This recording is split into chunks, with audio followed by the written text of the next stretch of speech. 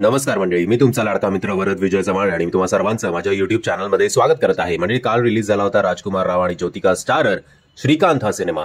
श्रीकांत बोला यांचा हा बायोपिक आहे, जे व्हिज्युअली इम्पेअर्ड आहेत आणि त्यांच्यावर आधारित ही संपूर्ण कथा आहे. सिनेमा काही फार मोठा नाहीये, जेमतेम 2-2.25 तासांचा हा सिनेमा आहे. 2 पार्ट्समध्ये हा सिनेमा डिवायडेड आहे. फर्स्ट हाफ जो आहे तो त्यांच्या लहानपणापासून आणि त्यांच्या एज्युकेशनल स्ट्रगलचा तो पहिला पार्ट आहे इंटरव्हल पर्यंतचा, आणि त्यानंतरचा जो पार्ट आहे त्यांनी इंडस्ट्रियल ग्रोथ त्यांची कशी झाली याच्यावर इंटरव्हल नंतरचा भाग आधारित आहे. फर्स्ट हाफ खूप एंटरटेनिंग आहे.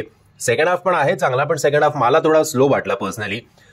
तुम्ही सुद्धा एक बायोपिक म्हणून याला बघायला गेलात तर तुम्हाला हा सिनेमा खूप आवडेल, बट एक फॅमिली एंटरटेनर किंवा एक मास एंटरटेनर म्हणून बघायला गेलात तर तुम्हाला हा सिनेमा स्लो वाटेल, एस्पेशली सेकंड हाफ. त्यामुळे जर तुम्हाला हा सिनेमा बघायचा असेल तर तुम्हाला एका वेगळ्या दृष्टिकोनातून हा सिनेमा बघणं खूप गरजेचं आहे. कामं तर सगळ्यांची उत्तम आहेतच, म्हणजे राजकुमार राव असेल, ज्योतिका असेल, बट मला जास्त सगळ्यात कोणाचं काम आवडलं ते म्हणजे राजकुमार रावच्या बापाची ज्यांनी भूमिका केली आहे. म्हणजे 2 पार्ट सांगतो तुम्हाला. एकदा जेव्हा त्यांचा जन्म होतो आणि ते व्हिज्युअली इम्पेअर्ड आहे हे कळल्यानंतर त्यांना जिवंत जमिनीत पुरण्यासाठी जो बाप अग्रेसिव्ह झालेला असतो की मला अशा प्रकारचं पोर नकोय, आणि दुसरं जेव्हा तो सक्सेसफुल होतो, हळूहळू स्वतःच्या पायावर उभा राहतो स्वतःचं पोर, त्यानंतर त्या बापाचे एक्सप्रेशन्स लाजवाब होते. कदाचित राजकुमार राव समोर तुम्ही ते नोटीस करणार नाही, बट जर शक्य झालं तर त्या बापाच्या भूमिकेला ऑब्झर्व करण्याचा प्रयत्न करा. ज्या प्रकारचा त्यांनी अभिनय केलाय तो खरंच खूप कौतुकास्पद आहे.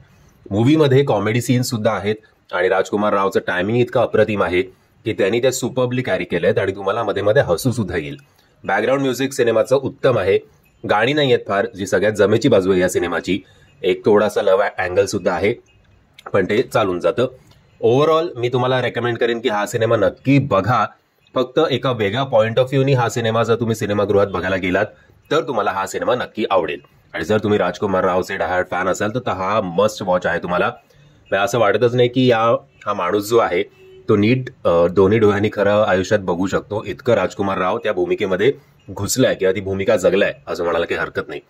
ओव्हरऑल मी या सिनेमाला देईन 3.5 स्टार. आणि जर तुम्ही हा सिनेमा बघितला असेल आणि जर तुम्ही माझ्या मतांशी सहमत असाल किंवा नसाल तर मला कमेंटच्या माध्यमातून कळवा.